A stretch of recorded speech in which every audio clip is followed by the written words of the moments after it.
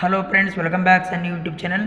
Friends, ಯಾರಲ್ಲಿ ಇವಾಗ PUC ITI diploma course ಮಾಡಿ BCM ಹಾಸ್ಟೆಲ್ಗೆ ಆನ್ಲೈನ್ ಅರ್ಜಿ ಹಾಕಿ ರಿಸಲ್ಟ್ಗಾಗಿ ವೇಟ್ ಮಾಡ್ತಾ ಇದ್ರಿ ಅಂಥ ವಿದ್ಯಾರ್ಥಿಗಳಿಗೆ ಗುಡ್ ನ್ಯೂಸ್ ಅಂತ ಹೇಳ್ಬೋದು.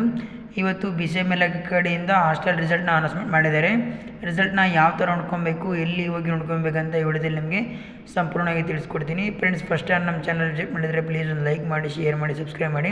ಫ್ರೆಂಡ್ಸ್, ಇಲ್ಲಿ ನೋಡ್ತಾ ಇರ್ಬೋದು, ನಾನು ಇವಾಗ BCM ಹಾಸ್ಟೆಲ್ ಸೆಲೆಕ್ಷನ್ ಆಗಿರೋ ವಿದ್ಯಾರ್ಥಿಗಳದ್ದು ಲೀಸ್ಟ್ನ ಇಲ್ಲಿ ನಿಮಗೆ ತೋರಿಸ್ತಾ ಇದ್ದೀನಿ.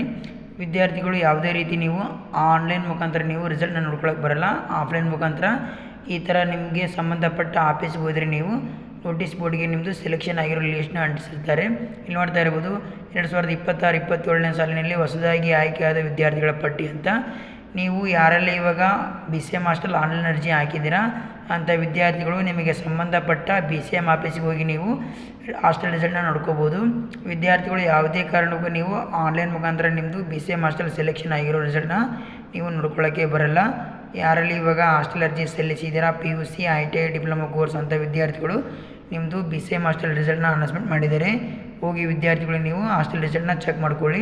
ಹಾಗೆ ಒಂದಿಷ್ಟು ಜಿಲ್ಲೆಗಳಲ್ಲಿ ಆವಾಗಲೇ ರಿಸಲ್ಟ್ ಅನೌನ್ಸ್ಮೆಂಟ್ ಆಗಿದೆ, ಬಟ್ ನಮ್ಮ ಕೊಪ್ಪಳದಲ್ಲಿ ಸ್ವಲ್ಪ ಡಿಲೇ ಆಗಿದೆ. ಹಾಗೆ ಯಾರಲ್ಲಿ ಇವಾಗ ಬೇರೆ ಬೇರೆ ಡಿಸ್ಟಿಕ್ನವರು ಹಾಸ್ಟೆಲ್ ಅರ್ಜಿ ಸಲ್ಲಿಸಿದ್ದೀರಾ, ಒಂದಿಷ್ಟು ಡಿಸ್ಟಿಕ್ನಲ್ಲಿ ಆವಾಗಲೇ ರಿಸಲ್ಟ್ ಅನೌನ್ಸ್ಮೆಂಟ್ ಆಗಿ ಅಡ್ಮಿಷನ್ನು ಕೂಡ ಮಾಡ್ಕೊಂಡಿದ್ದಾರೆ. ಹಾಗೆ ಇನ್ನೊಂದಿಷ್ಟು ಕಡೆ ಸ್ವಲ್ಪ ರಿಸಲ್ಟ್ ಡಿಲೇ ಆಗ್ತಾಯಿದೆ. ಬಟ್ ಇವತ್ತು ಎಲ್ಲ ಕಡೆಯೂ ರಿಸಲ್ಟ್ ಅನೌನ್ಸ್ಮೆಂಟ್ ಆಗಿದೆ ಅಂತ ನಾನು ಕೇಳ್ಪಟ್ಟಿದ್ದೀನಿ. ವಿದ್ಯಾರ್ಥಿಗಳು ಯಾರು ಇದುವರೆಗೂ ರಿಸಲ್ಟ್ ನೋಡ್ಕೊಂಡಿಲ್ಲ ಅಂಥ ವಿದ್ಯಾರ್ಥಿಗಳು ನಾಳೆ ಒಂದು ಸಾರಿ ಹೋಗಿ ನೀವು ನಿಮ್ಮ BCM ಆಫೀಸ್ಗೆ ವಿಸಿಟ್ ಕೊಡಿ. ನಿಮ್ಮದು ಮೋಸ್ಟ್ಲಿ ಹಾಸ್ಟೆಲ್ ಸೆಲೆಕ್ಷನ್ ಲೀಸ್ಟ್ನ ಅಂಟಿಸಿದ್ದಾರೆ. ವಿದ್ಯಾರ್ಥಿಗಳು ನಿಮ್ಮದು ಸೆಲೆಕ್ಷನ್ ಆಗಿದ್ದರೆ ನೀವು ನಿಮಗೆ ಡೆಡ್ಲೈನ್ ಕೊಟ್ಟಿರ್ತಾರೆ ಅಡ್ಮಿಷನ್ ಮಾಡಿಸ್ಲಿಕ್ಕೆ ಕೊನೆಯ ದಿನಾಂಕ.